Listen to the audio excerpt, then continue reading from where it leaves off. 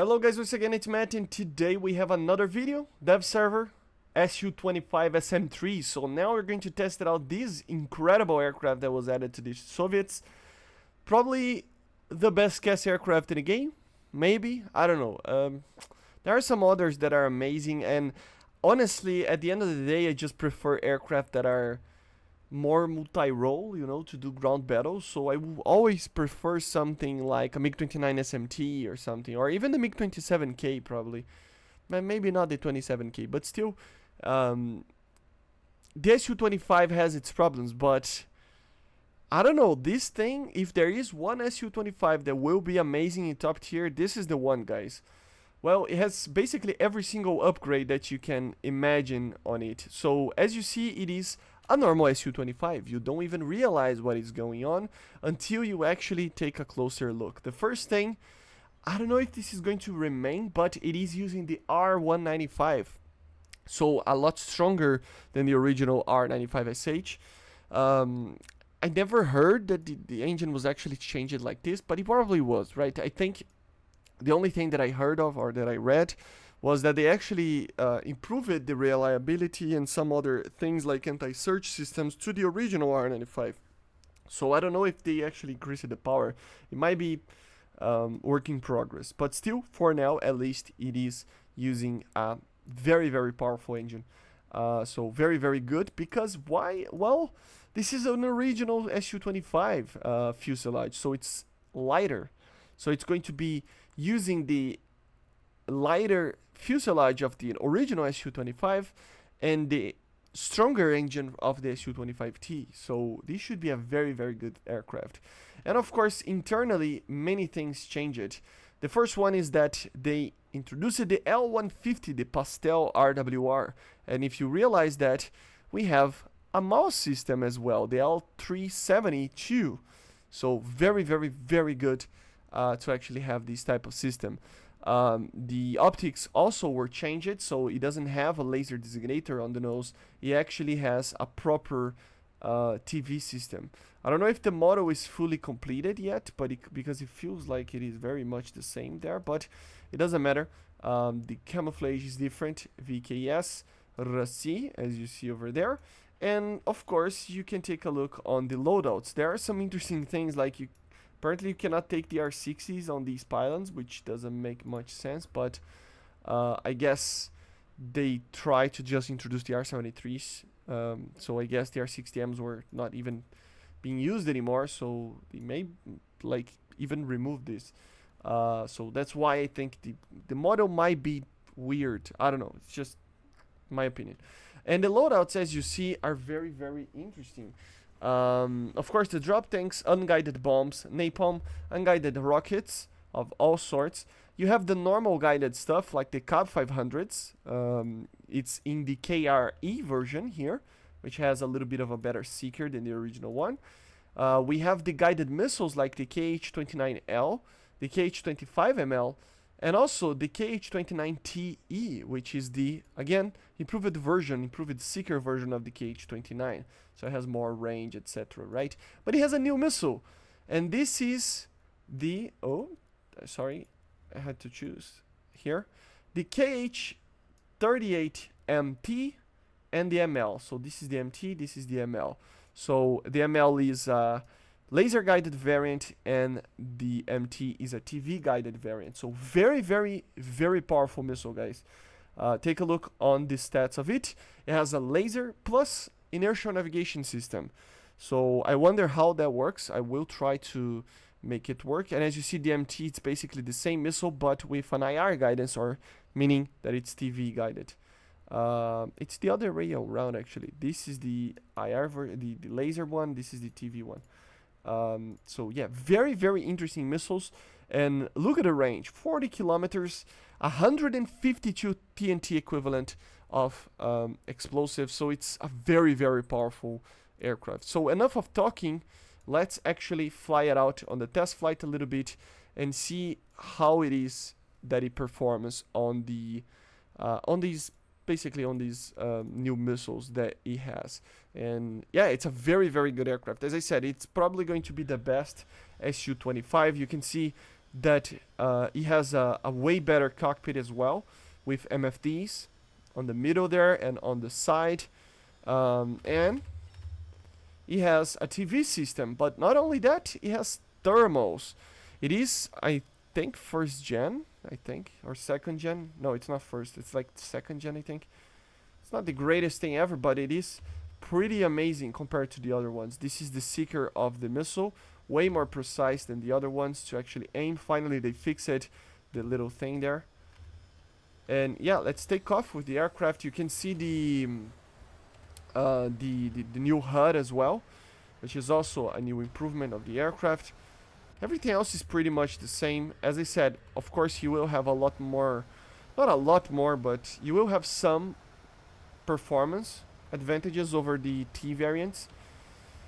The only thing is that, of course, he doesn't have the Vikir, so in time of, in battle, the time that you can actually have ammunition to be just dealing, the T variant will be much greater. But to be honest, I mean, killing 6 tanks with the Kh-25MLs on the side there that you can take extra as well would be already amazing. It's already amazing. As you can see, the pastel is working very well. And that rhymes, identifying the target over there.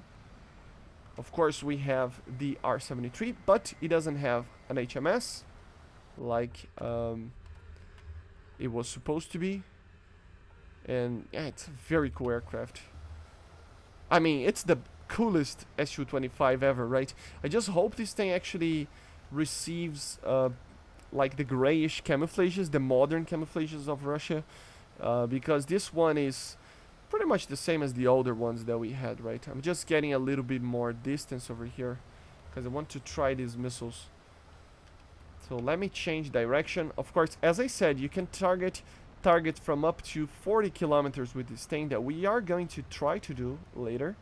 I just want to see how they perform. So as you see the thermals over here, let me just lock it up kind of where it is. There, you can just lock it up and the missile is fired.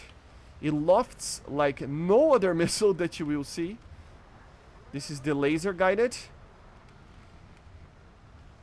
Of course, with laser guidance, there is this thing of you need to keep the target alive, right? But that's the thing. This missile, if you turn it off, the laser, it will actually know where to actually try to hit.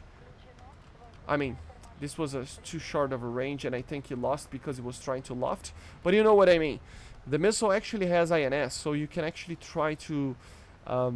if you lose the lock or something like that, you will still try to go for the target that it was less marked. Of course, in the TV variant, you can get a proper lock on the image of the target, which always helps.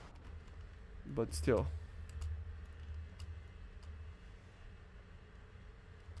0 meters.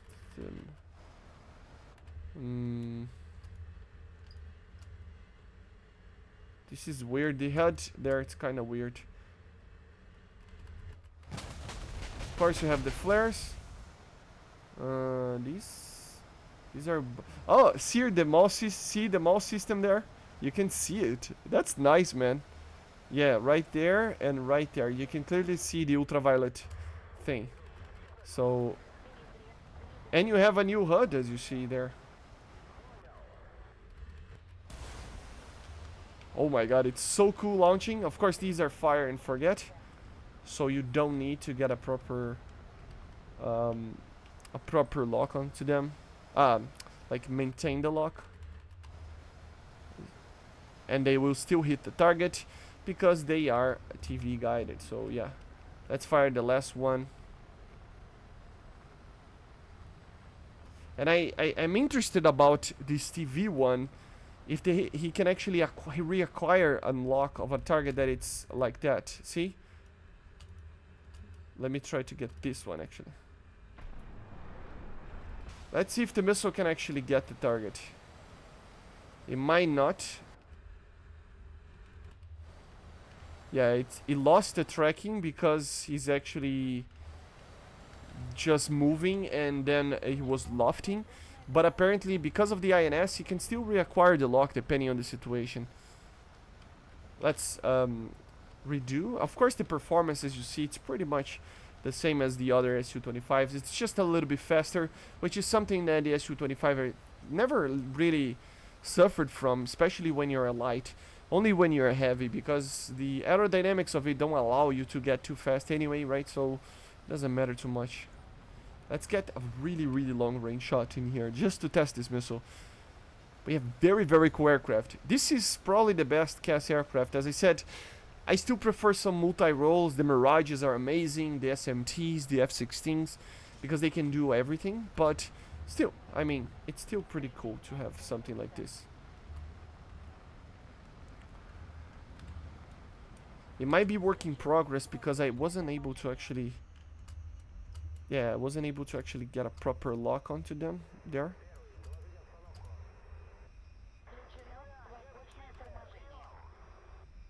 Let me see. I mean, it's still getting a lock, it's just that... It doesn't, like... Oh my god, it lofts so much. And you can, of course, with the laser, it's a lot better.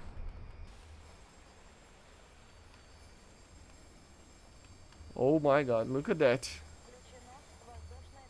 You should go down, missile.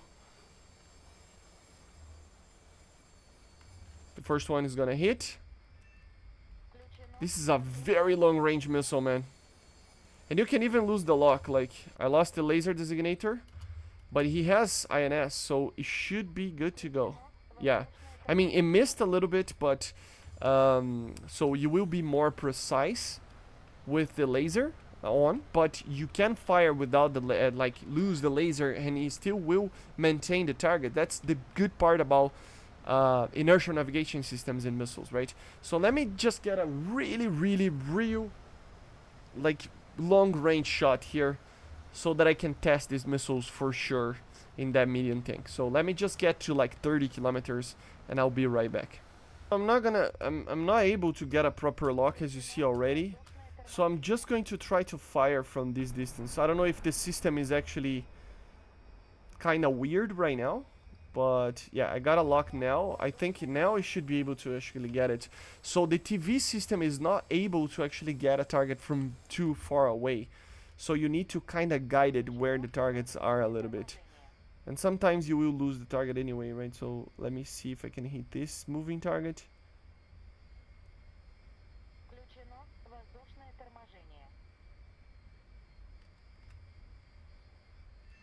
Yeah, I got him. So yeah, you can hit targets very well at 15 plus kilometers. It's just that the TV system of the aircraft cannot really lock from that far away. The missiles heavily outrange this TV system, which is very funny to actually take a look and expected. This in real life, the numbers that we normally can have from sources are 8 kilometers, a little bit more depending on the size of the target, of a lock, you know, of moving targets. So it makes sense, right? It kind of makes sense. With the TV system over here, it's a little bit of a different story. You can try to get like some locks, but it's not, it doesn't really work from further away as well. So I guess we just need a better TV system to actually get a proper lock on these targets, right? Yeah, we managed to get it, and we are what, 18 kilometers. So yeah, depending on the size of the target, the Kh-38 will actually get a lock from further away.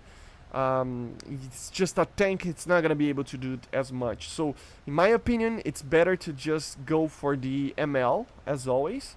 The laser ones are always a little bit better, and try to maintain it. And I think that missile lost the target. Let's see. Oh no, it's going. So yeah, I would go for the ML and try to get a 15 kilometer shot. It's like, unless it's a Panzer, and even then it's going to be hard to actually hit at 15 kilometers. It's just not something that you will really like feel. So yeah, guys, this is one of the best missiles in the game, if not the best missile. Just remember that the TV system is heavily